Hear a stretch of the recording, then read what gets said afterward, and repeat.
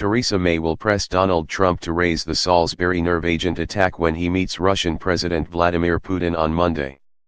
Addressing a working dinner at the NATO summit in Brussels, the Prime Minister made it clear she welcomes the US President trying to act as a bridge between Russia and NATO. A Downing Street source indicated that she will push Mr. Trump to raise the novichok attack in Salisbury with Mr. Putin, when she holds talks with the US President at Chequers on Friday. But the move comes amid concerns that relations between the two world leaders are chilling after Mrs. May appeared to snub a handshake from the US President. But Mrs. May gave her support for Mr. Trump meeting President Putin during a working dinner at the summit.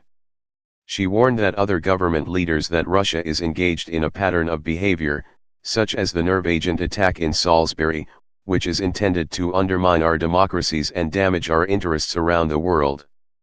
The Novichok attack, initially on former Russian spy Sergei Skripal and his daughter Yulia, has claimed a life with the death of Don Sturgis in a later development. The UK government has blamed Moscow for the attack, and it led to Russian diplomats being expelled by British allies around the world. Mrs. May said that while Britain will not engage with Russia, the US acting as a bridge would be helpful. She told other government leaders, "Our long-term objective remains a constructive relationship with Moscow. If we are to be successful in this, we must keep engaging individually and as an alliance. That is why I welcome President Trump's forthcoming meeting with President Putin. Open channels of communication between the US and Russia are key to managing the risks of confrontation." But the body language between Mrs. May and Mr. Trump at the NATO summit has caused concern about the key military alliance at the heart of NATO. The Prime Minister caused a stir when the two met at the NATO summit in Brussels, as she pulled her hand away from the US President after he held his out. Instead, she turned Mr. Trump around to introduce him to her new Foreign Secretary Jeremy Hunt. It was a long way from when the two walked arm in arm at the White House when Mrs. May visited Washington after Mr. Trump had been sworn in as president. A Downing Street spokesman denied that the encounter was a snub. He said, "I think the pictures talk for themselves."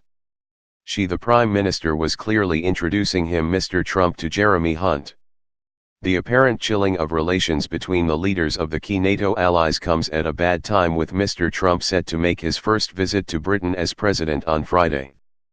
Pictures of the two apparently standing awkwardly together were also released from the opening ceremony to what was expected to be a tense NATO summit dominated by rows over America having to foot the bill for most of the military spending in the alliance.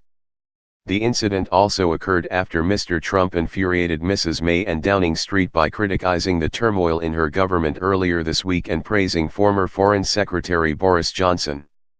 The US President described Mr. Johnson as his friend and said he wants to meet him on his trip to Britain. The comments were seen by many as an endorsement of Mr. Johnson, who is at the center of speculation of an attempt to remove Mrs. May from office as she tries to plow on with a weakened cabinet, having also lost her Brexit Secretary David Davis.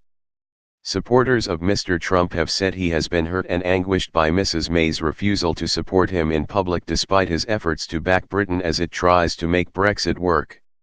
He also reportedly described the Prime Minister as school mamish. The new U.S. Ambassador Robert Johnson confirmed that he was prepared to organize a meeting with the Brexit rebel if the President requests it. He told Today he was confident in the ability of the UK to plough through this issue with Brexit and move on. He added, "There is always turmoil in every country. I think the UK is proceeding the way it always does. It's a very confident, capable country. Mrs. May is an amazing leader at this point where she has a fragile leadership, and being able to get through these issues the way she has is an example of strong leadership," he added. Like, comment, share and subscribe.